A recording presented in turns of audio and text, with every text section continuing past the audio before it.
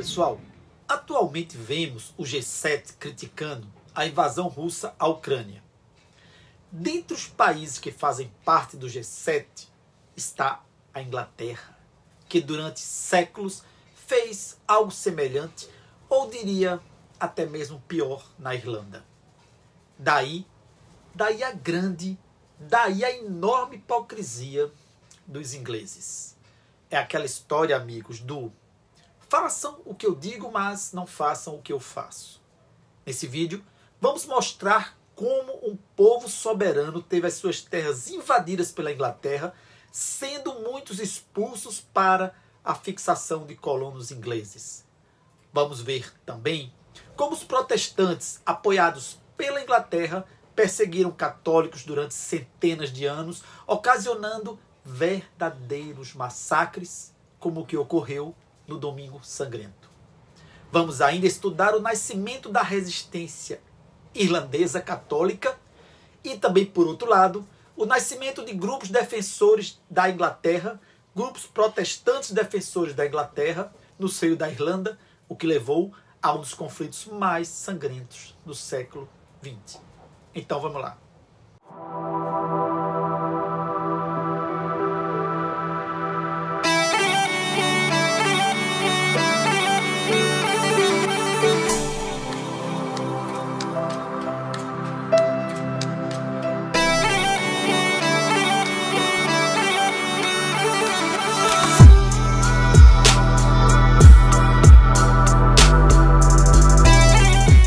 O conflito na Irlanda, conhecido como questão irlandesa ou problema irlandês, refere-se a uma disputa histórica entre os nacionalistas irlandeses, que desejavam a independência da Irlanda do domínio britânico, e os unionistas, que queriam que a Irlanda permanecesse parte do Reino Unido. Podemos dizer que esse conflito começou no século XII, quando o rei inglês Henrique II invadiu a Irlanda e na força a anexou ao território britânico. Nesse século, o país era governado por diversas tribos celtas, como os Conecta e os Munsters. A sociedade era organizada em clãs. A ideia de Henrique II era colocar o seu filho como uma espécie de rei da Irlanda. Os irlandeses não aceitaram e se iniciou um conflito sangrento que duraria séculos. No século XVI surge o movimento protestante. Com o estabelecimento da Igreja Anglicana na Inglaterra, começou uma forte pressão para difundir na Irlanda a nova religião e acabar com seu catolicismo. E as pressões iriam aumentar ainda mais no século XVII, quando o rei Jaime I determinou um processo de assentamento de colonos ingleses na região norte da Irlanda, conhecida como Ulster.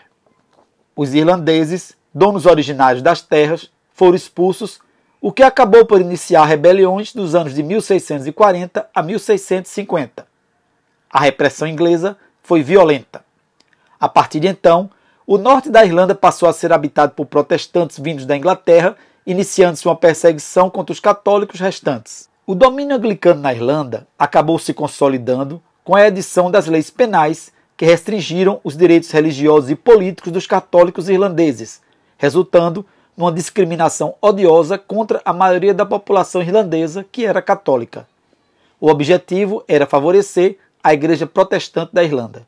A partir do século XIX cresceu um movimento nacionalista irlandês liderado pela Sociedade Irlandesa dos Republicanos Unidos, o Irish Republican United Irishmen. E essa sociedade ela buscava a independência da Irlanda.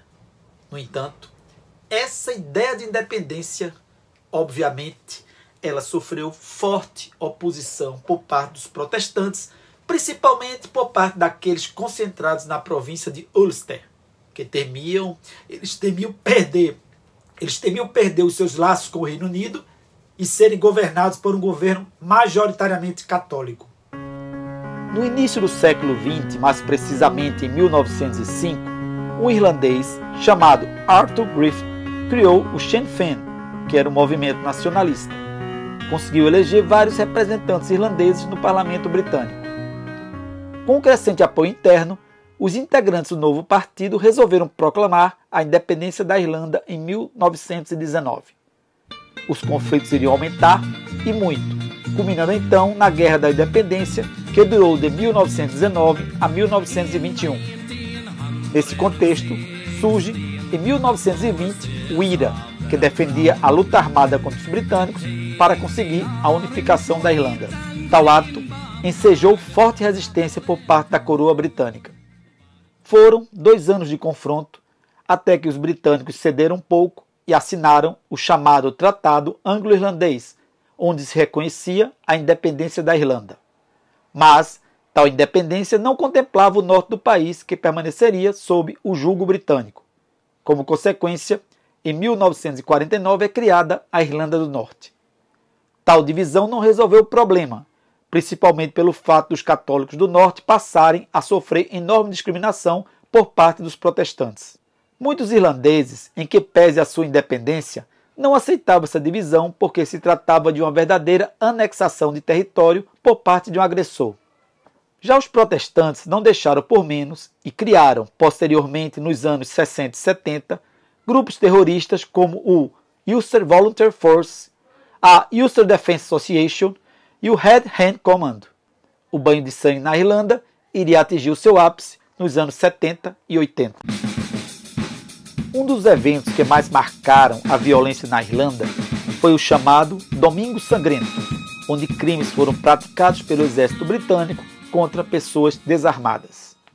No dia 30 de janeiro de 1972, houve uma marcha que protestava contra a polícia do governo britânico, que tinha a mania de prender pessoas suspeitas de terrorismo sem um julgamento prévio, e contra também as perseguições religiosas na Irlanda do Norte. A marcha era pacífica e a rota planejada pelos organizadores do evento levá-los-ia até a praça Free Derry Corner, mas, por causa das barricadas do truculento exército britânico posicionadas na rua William, a manifestação foi redirecionada para a rua Roseville.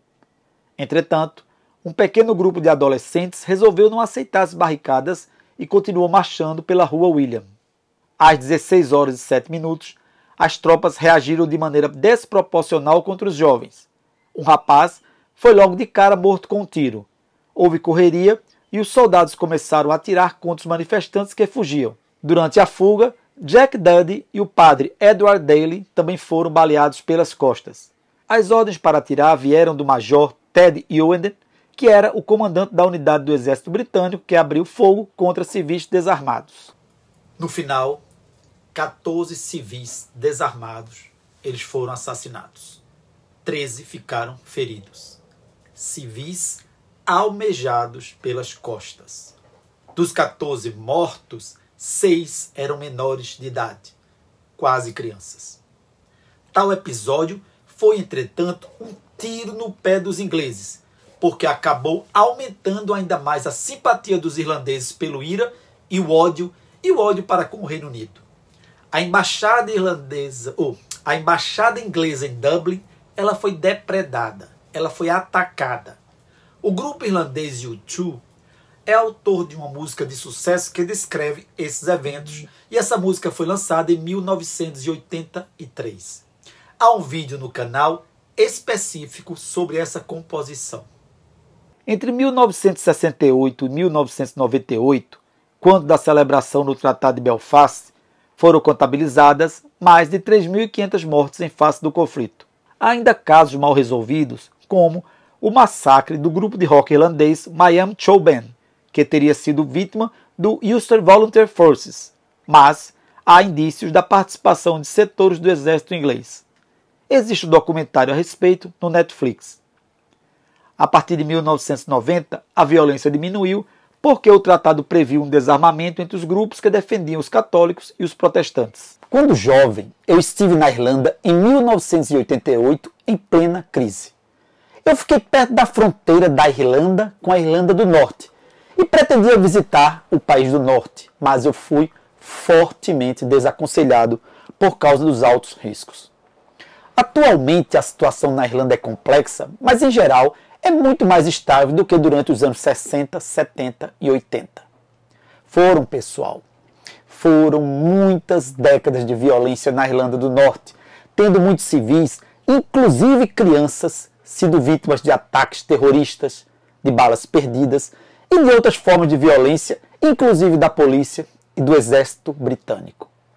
Atualmente, há um poder compartilhado na Irlanda do Norte, com representação dos partidos unionistas e dos partidos republicanos. Creio, entretanto, que as origens dos conflitos devem ser sempre lembradas, por mais remotas que sejam. Houve, no caso irlandês, uma agressão por parte dos ingleses contra um povo, tendo sido anexado indevidamente um território que permanece hoje ainda anexado. Por isso, eu digo que a fala do grupo chamado G7, em especial dos ingleses, contra a guerra da Ucrânia é hipócrita. É isso aí, pessoal. Valeu!